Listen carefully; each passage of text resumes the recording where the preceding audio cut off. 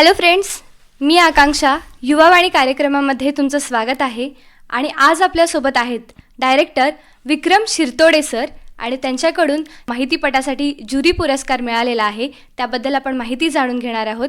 चला आपण त्यांच्याशी गप्पा मारूया. नमस्कार सर. नमस्ते मॅडम. तुमचं नाव? माझं नाव विक्रम मारुती शिरतोडे. कशा पद्धतीने या माहितीपटाची आयडिया तुम्हाला आली? खानापूर तालुक्यामध्ये पोसेवाडी नावाचं एक छोटंसं गाव आहे. तर त्या गावात भगवान जाधव नावाचा एक माणूस आहे की जो जगावेगळं आयुष्य जगला आहे. माझे पप्पा एकदा पोसेवाडीला गेले होते आणि पोसेवाडीला गेल्यानंतर त्यांनी तिथे भगवान जाधव यांचं लक्ष्मीनारायण पुरातन वस्तू संग्रहालय बघितलं आणि त्यांना ती खूप अचाट कल्पनाशक्ती वाटली. त्यांच्यासाठी ते खूप इंटरेस्टिंग होतं, वेगळंच काहीतरी होतं. मग ते घरी आले आणि त्यांनी एक लेख लिहिला होता, भगवान यहाँ है देखने जाओ. त्यांनी मलाही त्या माणसाबद्दल सांगितलं.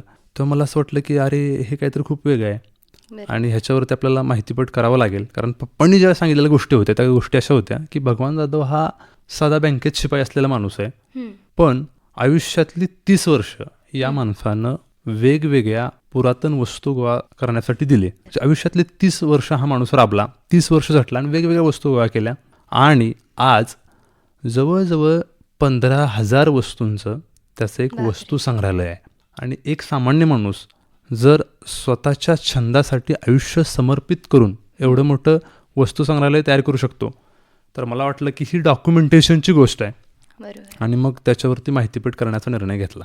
मग ते जे भगवान जाधव सर आहेत तर त्यांनी कशा पद्धतीच्या आणि कोणकोणत्या वस्तूंचं संग्रहालय केलेलं आहे? हां, तर भगवान जाधव ज्यावेळेला इयत्ता 7वीमध्ये होते त्यावेळेला 7वीमध्ये असताना त्यांना विविध संग्रह नावाचा एक धडा होता आणि त्या धड्यात वेगवेगळ्या वस्तूंचे संग्रह करायला त्यांच्या भूगोलाच्या शिक्षकांनी त्यांना सांगितलं होतं. मग ते वेगवेगळ्या वस्तूंचा संग्रह करत होते आणि अशा प्रकारचा संग्रह करत असताना शाळेतल्या मुलांनी काही वस्तूंचे संग्रह केले होते. म्हणजे कुणी नाणी गोळा केली होती किंवा कुणी वेगवेगळ्या वस्तू गोळा केल्या होत्या. तर ह्यांनी काय केलं की पोस्टांची तिकीटं जमा केली आणि त्या काळात ह्यांचा पोस्टांचा तिकिटाचा जो संग्रह आहे तो त्यांच्या वर्गात गाजला.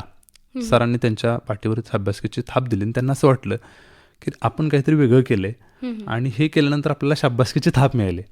आणि त्यामुळे त्यांनी मग वेगवेगळे काड्यापट्टी गोळा कर, नाणी गोळा कर असं करत करत जुन्या वस्तू, मग जुन्या काळातली खुरपी असतील, जुन्या काळातली भांडी असतील, जुन्या काळातील मूठ असेल, अशा खूप साऱ्या वस्तू ज्या वस्तू गोळा करायला लागले. आणि त्या वस्तू गोळा करत करत करत करत मग त्यांनी काही शिवकालीन नाणी गोळा केली, काही तलवारी गोळा केल्या.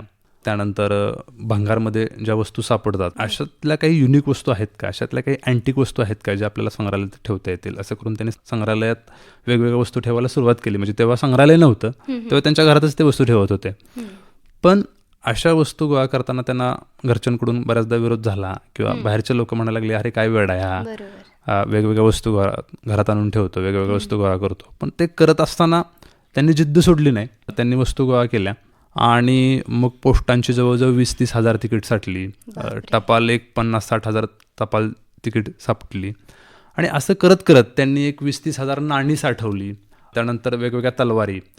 फोन जेव्हा सुरू झाले तेव्हापासून आत्तापर्यंतचे सगळे फोन, म्हणजे पहिल्यापासून आत्तापर्यंतचे सगळे फोन, कॅमेरा जेव्हा सुरू झाला तेव्हापासून आत्तापर्यंतचे सगळे कॅमेरे, वेगवेगळी कुलप, त्यानंतर वेगवेगळे दिवे, असं करत करत त्यांनी इतक्या वस्तू गोळा केल्या की त्यांच्याकडे आत्ता इसवी सन 1200च्या कालावधीतली एक गुर्ज गदा तलवार आहे. नाव पण कधी ऐकलं? तर हां, तर ती आपल्याला अलीकडे ज्या जुन्या काळातल्या फिल्म्स असतात, म्हणजे ज्या तो काळ उभा करतात, उदाहरणार्थ बाहुबलीसारखी फिल्म, तर त्या फिल्ममध्ये वगैरे तशा तलवारीचा उपयोग केलेला आहे. तर अशा प्रकारच्या तलवारी, असं बऱ्याच वस्तू त्यांनी गोळा करत करत करत मग त्यांचं आज एक वस्तू संग्रहालय तयार झालेलं आहे की त्यांच्याकडे 7 महासागरातल्या वाळू पण आहेत आत्ता. म्हणजे किती वेगवेगळ्या पद्धतीच्या गोष्टी आहेत. नाणी असू देत, पोस्ट असू देत, तलवारी असू देत आणि वाळू सुद्धा. म्हणजे हा छंद किती वेगळ्या पद्धतीने त्यांनी जोपासलाय. अजून एक गोष्ट मी वाचली होती की त्यांच्याकडे सेलिब्रिटींच्या सिग्नेचर सुद्धा आहेत. तर याचं गूढ काय आहे? हां, त्यांना वेगवेगळ्या वस्तू गोळा करताना त्यांना असं वाटलं की हे जे सेलिब्रिटी लोक आहेत त्यांचे आपण ऑटोग्राफ घ्याव्यात आणि मग त्यांच्या सह्या गोळा करू लागले. मग त्यांना सेलिब्रिटींना जाऊन भेटणे, त्यांची सही घेणे आणि ती संग्रहित ठेवणे हा त्यांना छंद लागला. पण ज्यावेळेला ते गावातल्या लोकांना किंवा आजूबाजूच्या मित्रांना, घरातल्यांना दाखवू लागले तेव्हा घरातल्यांना वाटलं की अरे ही त्यांची सही असं कशावरनं. मग त्यांना असं वाटलं की सेलिब्रिटींची सही नुसती घेऊन चालणार नाही, तर सहीसोबत फोटो पण पाहिजे. मग त्यांनी फोटो काढायला पण सुरुवात केली. मग ते आता जातात, सेलिब्रिटीचा ऑटोग्राफ घेतात आणि त्याच्यासोबत फोटो काढतात. मग असं करत करत त्यांनी इतक्या सह्या गोळा केल्या. आज जवळजवळ 950 सेलिब्रिटींच्या स्वाक्षऱ्या आहेत. त्याच्यामध्ये ती माणसं कोण आहेत, तर ती माणसं सचिन तेंडुलकर, अमिताभ बच्चन, पंडित भीमसेन जोशी, लता मंगेशकर यांच्यापासून ते रतन टाटा, अशी खूप मोठी माणसं आहेत ज्यांचा ह्या स्वाक्षऱ्यांच्या संग्रहामध्ये समावेश आहे. तर मग त्यांनी अशा खूप लोकांच्या सह्या घेतल्या आणि हा सह्या घेताना त्यांना खूप त्रास झालेला आहे. म्हणजे तुम्ही जेव्हा माहितीपट बघाल तेव्हा तुम्हाला कळेल ह्या सगळ्या गोष्टी. हा, कारण त्यांच्यापर्यंत पोहोचणे ही काही साधी गोष्ट नाहीये सध्याच्या ह्याच्यामध्ये. कारण त्यांच्यापर्यंत जाणं, ते सेलिब्रिटी आहेत शेवटी, आणि एखाद्या सामान्य माणसाला त्यांच्यापर्यंत पोहोचणं म्हणजे खूप कठीण असणार एक गोष्ट. आणि याच्यामध्ये ट्विस्टचा भाग असा की त्यांनी एकाच पद्धतीच्या कुठल्या गोष्टी संग्रह नाही केल्या. म्हणजे पोस्ट तर पोस्टच असं नाही, पोस्ट कार्डचं असं नाही, प्रत्येक गोष्ट वेगवेगळ्या पद्धतीने संग्रह केली. मग याच्यावर तुम्हाला माहितीपट बनवावा अशी संकल्पना कशातून आली, म्हणजे कशी आयडिया आली याची? तर या माणसानं एवढं सगळं जतून करून ठेवलेलं आहे, ते पुढच्या पिढीपर्यंत गेलं पाहिजे. म्हणजे आज एक पिढी आहे की जी पिढी आजही धोतर घालते, लेंगा घालते, डोक्यावर टोपी घालते, तर पुढच्या 10-12 वर्षानंतर ती पिढी आपल्याला दिसणार नाही. मग ती आपल्याला कुठेतरी फोटोच दाखवावे लागेल की लोकांचा इथला पेहरावा असा असायचा. तसं त्या माणसानं ज्या वस्तू गोळा केल्या आहेत, म्हणजे आता विहिरीवरती नंतर मोटरी आल्या, इंजिनं आली आणि खूप बदल होत गेला सगळ्या संस्कृतीत. तर या माणसानं विहिरीवर त्या काळात जी मोट पाणी उपसायला वापरत होते ती मोट जपून ठेवलेली आहे. त्या काळामध्ये ताक करण्यासाठी जी रवी घुसायचे ते रवी जपून ठेवलेले आहे. अशा अनेक वस्तू जपून ठेवलेल्या आहेत की ज्या वस्तू काही वस्तू त्यातल्या माझ्या पिढीने पण बघितलेल्या नाहीत, म्हणजे माझ्याही पिढीने त्या वस्तू बघितलेल्या नव्हत्या. तर अशा पण काही वस्तू आहेत त्यांच्याकडे. मग मला असं वाटलं की अरे, पुढच्या पिढीसाठी जर हे जतन करून ठेवलं आणि हे व्हिडिओच्या माध्यमातून जतन करून ठेवलं तर येणाऱ्या पिढीसाठी हे खूप चांगलं असेल की असा कोणतरी माणूस इथे राहत होता की या माणसानं हे सगळं जतन करून ठेवलंय, ही त्यांच्यासमोरची खूप मोठी प्रेरणा असेल असं वाटलं. आता केवळ वाटणं आणि ते प्रत्यक्षात बनवण्यात खूप फरक आहे. म्हणजे ह्याच्या आधी मी काही डॉक्युमेंटरी फिल्म्स वगैरे करत होतो, पण डॉक्युमेंटरीला प्रोड्युसर मिळवणं, शॉर्ट फिल्मला प्रोड्युसर मिळवणं ही तशी आजच्या काळातली खूप आव्हानात्मक गोष्ट आहे. कारण बऱ्याचदा असं होतं की त्याच्यातनं काय रिटर्न नसतात. अशा वेळेला आमचे दैनिक तरुण भारतचे पत्रकार सचिन बजरंग ठाणेकर हे आमच्या पाठीशी उभे राहिले आणि जवळजवळ आमच्या बऱ्याचशाच कलाकृतींचे तेच प्रोड्युसर आहेत. कलेची उत्तम जाण असलेला माणूस आहे आणि तो स्वतः माणूस आर्टिस्ट आहे. त्यामुळे त्यांना हे महत्त्व कळालं की ह्याचं डॉक्युमेंटेशन करून ठेवणं किती महत्त्वाचं आहे. आणि त्यामुळे खांडेकर सरांनी ही डॉक्युमेंटरी प्रोड्यूस केली आणि मग आम्ही ती खूप छान पद्धतीने शूट करू शकलो. येस, आपण येणारच आहोत ठाणेकर सरांकडे. ते सुद्धा आज आपल्या स्टुडिओमध्ये आलेले आहेत. नमस्कार सर. नमस्कार सर. कशा पद्धतीनं तुम्हाला या माहितीपट जो आहे तर याच्यासाठी तुम्हाला प्रोड्युसर व्हावं असं का वाटलं? काय तुम्हाला त्यातलं जास्त आवडलं त्या स्टोरीमधलं? या फिल्मचे डिरेक्टर विक्रम शिरतोडे आणि क्रिएटिव्ह डिरेक्टर विशाल शिरतोडे जेव्हा माझ्याकडे आले तेव्हा त्यांनी त्या माणसाविषयी मला सांगितलं. मग त्यांचा मी संग्रह बघायला गेलो होतो. संग्रहालय पाहिल्यानंतर मला वाटलं की हे 90च्या दशकात जेव्हा मी बालपण होतो माझं, तेव्हा आमची चाळ असायची. जुन्या काळचे घरामध्ये शेवायचे पाट असायचे, लांबण दिवे, रेडिओ त्या काळचा, ते बघून मला माझं बालपण आठवलं. मग मी विचार केला की अरे, पुढच्या पिढीला हे बघितलं पाहिजे, त्यांना कळलं पाहिजे काय आहे. कारण मी जे अनुभवले ते त्यांनासुद्धा अनुभवता यायला पाहिजे. यासाठी मला ते जरा गोष्टी अटॅचमेंट झाल्यामुळं मी म्हटलं ही फिल्म करूया, पुढच्या पिढीला ती कळेल जेणेकरून. पण प्रोड्युसर म्हणून तुम्हाला बऱ्याच गोष्टींना सामोरं जावं लागलं असेल, आव्हान आले असेल. कारण प्रत्येक डॉक्युमेंटरी असू दे, मूवी असू दे, याच्यामध्ये प्रोडक्शनचा जो भाग आहे, प्रोड्युसर म्हणून जो पार्ट आहे तो खूप इम्पॉर्टंट असतो. कारण पैसे लावले तरच पुढच्या गोष्टी असतात त्याच्यामध्ये. तर मग तुम्हाला ह्या सगळ्या गोष्टींमध्ये कुठल्या आव्हानांना जास्त सामोरं जावं लागलं? आर्थिक गोष्ट होतीच मुळात. बरोबर. मग इकडून तिकडून उसने पसणे किंवा कर्ज काढूनच केले तसं म्हणायचं तर. पण हा पहिला अनुभव चांगला होता की पुढच्या पिढीला हे बघायला मिळेल, हात माझासुद्धा आनंद आहे. मग जेव्हा तुम्ही प्रोडक्शन झाल्यानंतर, पूर्ण शूटिंग झाल्यानंतर जेव्हा ती माहितीपट तो बघितला तुम्हाला कशा पद्धतीने काय वाटलं तेव्हा तुम्हाला की तुमचे जे प्रोडक्शनसाठी घेतलेले कष्ट आहेत ते कशा पद्धतीने सारथी लागले? समाधान वाटलं. बघितल्यानंतर म्हटलं खरंच आपली पुढची पिढीसुद्धा बघू शकेल की काय काय होतं त्या काळी. आणि जी मी अनुभवलं ती त्यांना सुद्धा अनुभवायला मिळेल. बरं, आता आपण येणार आहोत पुन्हा एकदा विक्रम सरांकडे. सर, कशा पद्धतीने तुम्ही याला वेळ दिलात? किती वेळ लागला तुमच्या या डॉक्युमेंटरीला शूट करण्यासाठी? डॉक्युमेंटरीला साधारणतः 8 महिने लागले. म्हणजे 8 महिने शूट नाही केलं आम्ही, पण 8 महिन्यातलं साधारणतः एक 15 दिवस आम्ही शूट केलेले आहेत, म्हणजे वेगवेगळे 15 दिवस. बरोबर. तर या डॉक्युमेंटरीची प्रोसेस अशी होती की सुरुवातीला आम्ही ठाणेकरांना डिरेक्टली भेटलो नव्हतो. आमचं आम्ही शूट करायला सुरू केलं होतं, कारण माझा जो भाऊ आहे विशाल शिरतोडे, आम्ही एका घरातच 2 कलाक्षेत्रातली माणसं आहे आणि त्यामुळं अरे वा. तो माझा मोठा भाऊ आणि तो मला सतत मार्गदर्शन करत असतो. तर त्याचं असं म्हणणं होतं की नाही, हा विषय जाईल, दुसरं कोणतरी करेल किंवा दुसऱ्या कोणाला तरी नजरेस पडेल, त्याच्या आधी आपण करूयात. त्याचं एक नेहमी म्हणणं असतं की कुठलाही चांगला विषय असला तर आपण त्याच्यावर पटकन काम केलं पाहिजे. बरोबर. आणि शिवाय त्याचं हेही म्हणणं असतं की आपण खूप काम केलं पाहिजे. म्हणजे अरे आला आणि सलग माहिती घेतली, परत सलग 10 दिवसात शूट करून निघून गेला, असं नाही करायचं. तर त्या प्रोसेससाठी तुम्ही खूप वेळ घेतला पाहिजे. आणि त्याची शिकवण किंवा मी ज्या दिग्दर्शकांकडे काम करतो, शेखर बापू रणखांबे सर, ज्यांना लास्ट इयरला रेखा या फिल्मसाठी नॅशनल अवॉर्ड मिळालेला आहे, तर त्यांचं पण म्हणणं असतं की तुम्ही कुठलीही गोष्ट वेळ घेऊन केली पाहिजे. बरोबर. तर मला असं वाटलं की आपण ह्या गोष्टीसाठी वेळ घेतला पाहिजे. पहिल्यांदा आपण ती गोष्ट समजून घेतली पाहिजे की ती गोष्ट काय आहे, तो माणूस काय आहे, त्याचं संग्रहालय काय आहे किंवा तिथली एकंदरीत परिस्थिती काय आहे, त्या माणसाचं सामाजिक वातावरण कसं आहे, भौतिक वातावरण कसं आहे, भौगोलिक वातावरण कसं आहे, ह्या सगळ्या गोष्टी समजून घेतल्या आणि ह्या सगळ्या गोष्टी समजून घेत शूट करत गेलो. बरोबर. आणि ती प्रोसेस एक अनुभवली. ते प्रोसेसमध्ये मग तुम्हाला त्याच्यात काळ पण दिसतोय. आणि ते त्यासाठी पण भारी झालं की त्यांच्या पण आयुष्यात जे काही त्या 8 महिन्यात जे स्थित्यंतर होत होते ते पण ह्या डॉक्युमेंटरीत दिसेल. आणि शिवाय संग्रहालय म्हणून आम्ही जास्त फोकस केला या डॉक्युमेंटरीत, कारण त्या माणसाचं बाकीचं काम खूप मोठं आहे. म्हणजे भगवान जाधव या व्यक्तीने, म्हणजे जो 9वी शिकलेला माणूस, पण त्यांनी स्वतः गावात वाचनालय सुरू केलं. ते आज सरकारमान्य वाचनालय आहे आणि ते त्या वाचनालयाचे संस्थापक अध्यक्ष आहेत. शिवाय वर्षाला ते 1 लाख बिया गोळा करतात, वेगवेगळ्या शाळांमध्ये वाटतात. वर्षाला सातत्यानं 1000-1500 ते झाडं लावत असतील, एवढं वृक्षारोपणाचं काम आहे. असं वेगवेगळ्या प्रकारचं त्यांचं सामाजिक काम आहे आणि संग्रहालयाचं तर काम आहेच. शिवाय त्यांची मुलगी, जी खूप चांगली लावणी डान्सर आहे आणि ती बँकॉकला पण जाऊन आलेली आहे लावणीसाठी, हा त्यांच्या वैयक्तिक आयुष्याचा प्रवास खूप मोठा होता.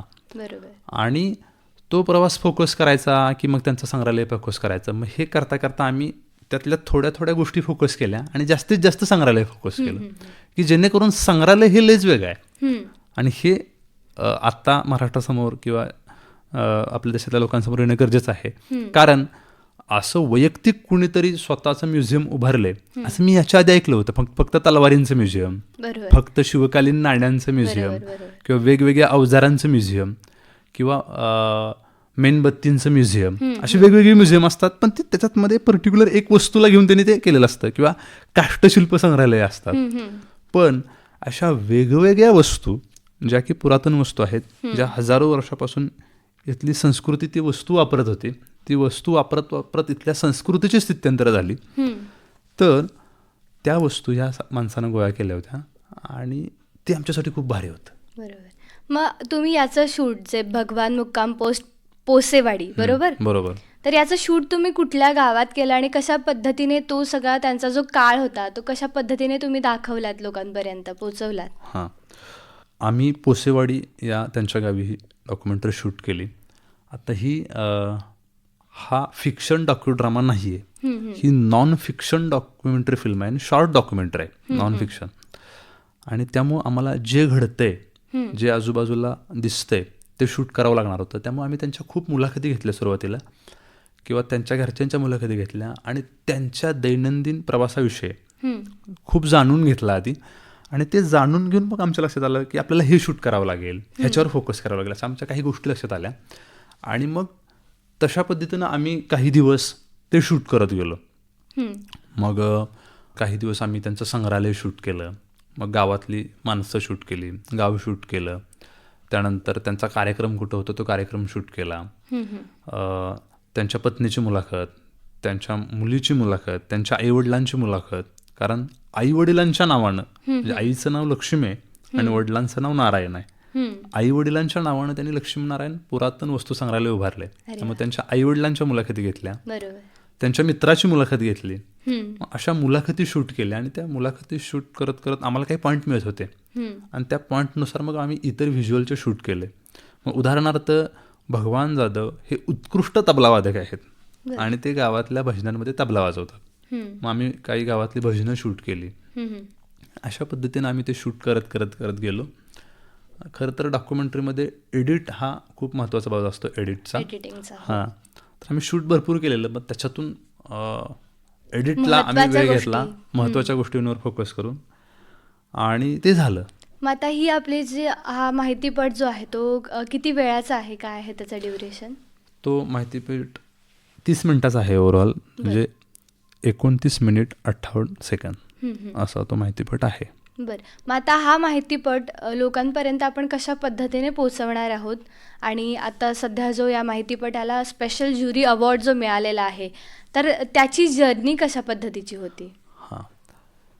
हा माहितीपट ज्यावेळेला तयार झाला त्यावेळेला आम्ही वेगवेगळ्या फिल्म फेस्टिवलला पाठवायला सुरुवात केली. म्हणजे याच्या आधी मी माहितीपट, लघुपट वगैरे केलेले आहेत आणि त्या मी फेस्टिवलला पाठवतो.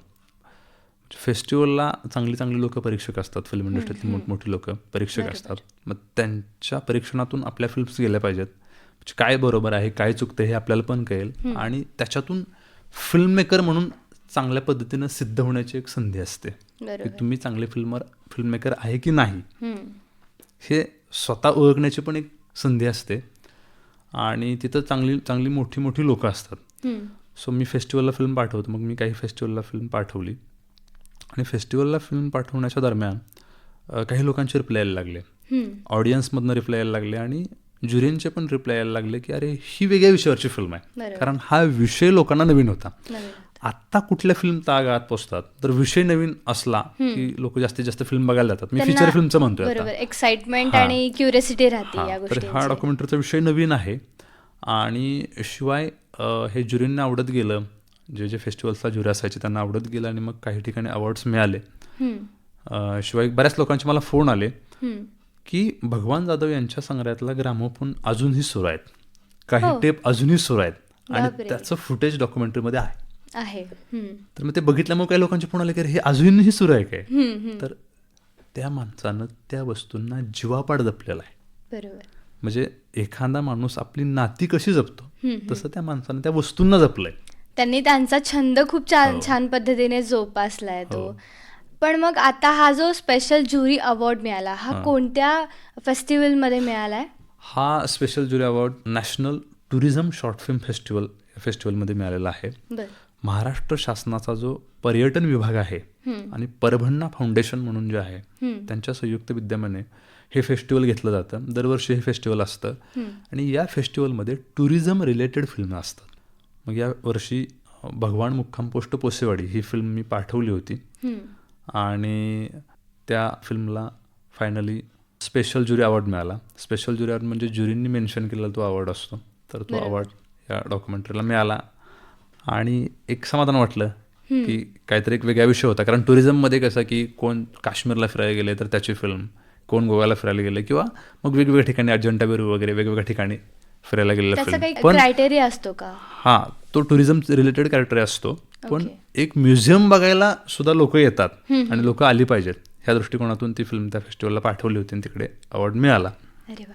मग याच्यामध्ये तुम्ही त्यांना लीड म्हणूनच काम केलं, त्यांचं त्यांच्या लाईफवर करतोय आपण, त्याच्यामध्ये पूर्ण त्यांची रिअलिस्टिक लाईफ दाखवली आहे. करेक्ट. हां, म्हणजे कशा पद्धतीने त्यांनी सुरुवात केली, त्यांना मध्य ठेवून शूट केले. बरोबर. मग त्यांच्यासोबत काम करताना तुमचा अनुभव कसा होता? खूप चांगला. भगवान जाधव हा माणूस म्हणून खूप चांगला आहे. आणि आता ज्यावेळेला आम्ही माहितीपटाला नाव काय द्यायचं हा विचार करत होतो त्यावेळेला भगवान जाधव यांचे वेगवेगळे पैलू आमच्या समोर आले.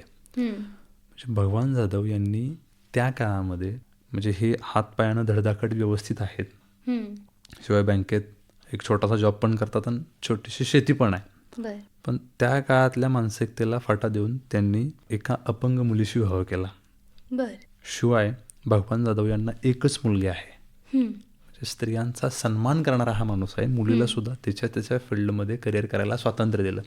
हा तर एक भाग होताच, पण जेव्हा तुम्ही त्यांच्याकडे जाता तेव्हा त्या इतक्या आदरानं तुम्हाला सामोरे जातात किंवा इतका चांगला पाहुणचार असतो. म्हणजे आमच्या सगळ्या टीमची बऱ्याचदा त्यांनी राहण्याची पण सोय केलेली आहे, जेवणाची पण सोय केलेली आहे. इतकं भगवान जाधव यांनी केलं आणि माणूस म्हणून तो व्यक्ती खूप चांगला आहे. त्यामुळे मला माझा भाऊ विशाल शिरतोडे तो असं म्हणाला की अरे आपण ह्या डॉक्युमेंटरीचं नाव भगवान असंच देऊयात, त्यांच्या नावानेच करूयात. कारण त्या डॉक्युमेंटरीमध्ये असा एक डायलॉग आहे, भगवान क्या कुछ नहीं कर सकता, भगवान तो सब कुछ कर सकता है. त्यांच्या मित्राचा हा डायलॉग आहे आणि त्याच्यावरून मग आम्हाला असं सुचलं की आपण ह्या डॉक्युमेंटरीलाच भगवान नाव देऊयात. मग तो माणूसच त्या पद्धतीचा आहे. बरोबर. मी आता जरा सचिन सरांकडे येते. सर, तुम्हाला कसं वाटलं यांच्यासोबत काम करताना, आणि जे भगवान सर आहेत तर त्यांच्यासोबत काम करताना तुम्हाला कसा एक्सपिरियन्स आला? ही मुलं खूप क्रिएटिव्ह आहेत, यांच्याकडे चांगले चांगले कंटेंट आहेत, भरपूर चांगले विषय आहेत, पण फायनान्सची बाजू जरा हे आहे. बरोबर.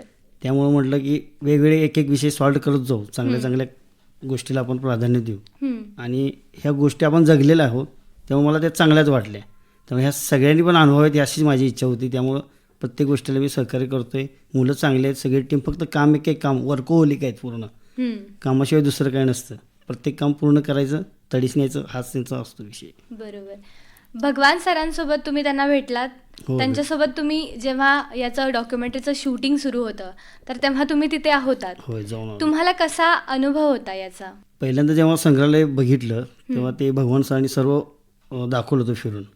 सगळ्या वस्तू बघून असं वाटलं की हे जतन केले छानच गोष्ट आहे. बरोबर. म्हणजे प्रत्येक गोष्ट पुढच्या नव्या येणार पिढीला ते बघितलं पाहिजे. ही काळात ही या गोष्टीचा काय उपयोग होत होता, लांबन दिवा किंवा XYZ, जुन्या गोष्टी, जुने टेलिफोन, जुने कॅमेरे, ते कसे यूज होत होते सगळं ते त्यांना कळावं. त्यासाठी मी त्यांच्यासोबत कायम कंटिन्यू आहेच. कंटिन्यू तुम्ही काम करत आहातच. आणि तुम्हाला अजून कोणत्या आव्हानांना सामोरं जावं लागलं? अडचणी म्हणाल तर तुम्ही आता फायनान्शियल अडचण होती जी सचिन सरांनी सॉल्व्ह केली आणि आम्ही खूप चांगलं काम करू शकलो. फक्त काय आहे की डॉक्युमेंटरीच्या शूटला तुम्हाला म्हणजे तुम्ही एकतर गावात शूट करणार असता आणि तुम्हाला असं खूप गाजावाजा करून चालत नाही किंवा खूप जास्त जर टीम असेल तर होतं असं की लोक कॉन्शियस होतात, ते कॅमेराकडे बघायला लागतात आणि मग ते डॉक्युमेंटरीचं शूट वाटत नाही किंवा कुठलं शूट वाटत नाही आणि ती गडबड होऊन जाते. तर मग ते मॅनेज करणं, ते व्यवस्थित समजावून सांगणं. आणि एक आहे की जे घडेल ते आपण शूट करत असतो. म्हणजे आपण काहीतरी क्रिएट करायचा, म्हणजे एखादा शॉट क्रिएट करायचा आणि मग तो असा शूट करायचा असं नाही. जे घडतंय ते शूट करायचं आणि त्यात काय क्रिएटिव्ह करता येईल ते बघायचं. मग तुमचे कॅमेरापासून साऊंडपर्यंत काय क्रिएटिव्ह गोष्टी करता येतील किंवा जे घडतंय ते किती चांगल्या पद्धतीनं शूट करता येईल हे सगळं आपल्या हातात असतं. आमची टीम खूप स्ट्रॉंग आहे. म्हणजे मला नेहमीच आमच्या टीमबद्दल बोलावंच वाटतं की ह्या डॉक्युमेंटरीला ज्या सगळ्यांनी काम केलं ती टीम खूप स्ट्रॉंग आहे. मग आमचा सिनेमॅटोग्राफर असेल ओंकार सांत्रस आणि विशाल पांढरे किंवा साऊंड रेकॉर्डिस्ट आकाश शिंदे, प्रकाश सूर्यवंशी, ही सगळी खूप स्ट्रॉंग माणसं आहेत. आणि प्रोडक्शनला जी सगळी होती, मग गणेश धोत्रे सर असतील, अक्षय शिंदे असेल किंवा क्रिएटिव्ह डिरेक्टर विशाल शिरतोडे असतील, अशी बरीचशीच माणसं ह्या सगळ्या प्रोसेसमध्ये सहभागी होती. आणि ह्यांनी इंडिव्हिज्युअल खूप कामं केलेली आहेत आणि ही सगळी टेक्निकली खूप स्ट्रॉंग आहेत. सो आमचा एक फायदा झाला की मी स्वतः टेक्निकली एज्युकेशन घेतले पुणे युनिव्हर्सिटीमध्ये, इंडियन फिल्म स्टडीज मध्ये माझं पोस्ट ग्रॅज्युएशन झालेलं आहे. तर ही सगळी आजूबाजूची टेक्निकली स्ट्रॉंग माणसं असल्यामुळं तशा फार काही अडचणी आल्या नाहीत. फक्त शूटला जाणे येणे, कारण एक आमच्या गावातून तिकडे जाताना एक घाट चढून जावं लागतो किंवा दुसऱ्या रोडने गेलं तर 2 घाट चढून जावे लागतात. मग आम्ही 2 व्हीलरवरनं जायचो. कधी कधी अंतर आहे तुमच्या गावापासून? साधारणतः एक 39 किलोमीटर अंतर आहे, 38-39 किलोमीटर अंतर आहे. आणि मी 2 व्हीलरवरून जायचो बऱ्याचदा. आम्ही सगळे 2 व्हीलरवरून, का तर खूप कमी बजेटमध्ये खूप चांगलं काहीतरी काम करायचं आहे. तर मग बाकीच्या गोष्टींवर पैसा कमी खर्च करूयात, क्रिएटिव्ह कामावर जास्त खर्च करूयात असं आमचं नेहमी असायचं. आणि मग एकदा असं झालं की ते शूट संपवून मी अव्हेंजर गाडीवरून घरी येत होतो आणि घरी येत असताना माझा ॲक्सिडेंट झाला आणि माझ्या कोपराचं हाड मोडलं होतं. बाकी असं वेगळ्या अडचणी काही आल्या नाहीत. तरी पण मी पहिल्यांदा ज्यावेळेला अव्हेंजर गाडीवरून पडलो आणि कोपराचं हाड मोडलं त्यावेळेला पहिल्यांदा मी जर काय उचललं असेल तर बॅग उचलली, बॅगमधले हार्ड ड्राईव्ह काढली, लॅपटॉपला जोडून बघितली. तिथं सगळं जवळजवळ 50-60 लोकांचा जमा होता. हार्ड ड्राईव्ह जोडून बघितली, हार्ड ड्राईव्ह सुरू आहे का. आणि जेव्हा हार्ड ड्राईव्ह सुरू होती तिथून पुढं मला उचललं, तिथनं ट्रीटमेंटला नेलं. पण म्हटलं हार्ड ड्राईव्ह सुरू असणं किती इम्पॉर्टंट आहे. कारण त्याच्यासाठी तुम्ही घेतलेले कष्ट हो. खूप होते आणि ते काही एका छोट्याशा गोष्टीमुळे हो ना, स्वतःला कारण होणारं बऱ्याचदा हार्ड नुकसान- ड्राईव्ह लगेच करप्ट होते. बरोबर बरोबर. नाही, खूप चांगल्या पद्धतीने तुम्ही त्याच्यावर काम केलेलं आहे. सो तुम्ही आलात आकाशवाणी सांगली केंद्र इथे आपल्या युवावाणी कार्यक्रमामध्ये, तुम्ही तुमची ही पूर्ण जर्नी सांगितलीत, कशा पद्धतीने तुमचं शूटिंग झालं आणि आपण छान गप्पासुद्धा मारल्या या विषयावर. त्यासाठी तुम्हा दोघांचे खूप खूप आभार. Thank you so much Sachin sir. धन्यवाद. थँक्यू सो मच विक्रम सर. आणि पुन्हा एकदा तुम्हाला तुमच्या या डॉक्युमेंटरीसाठी खूप खूप शुभेच्छा. Thank you madam, thank you.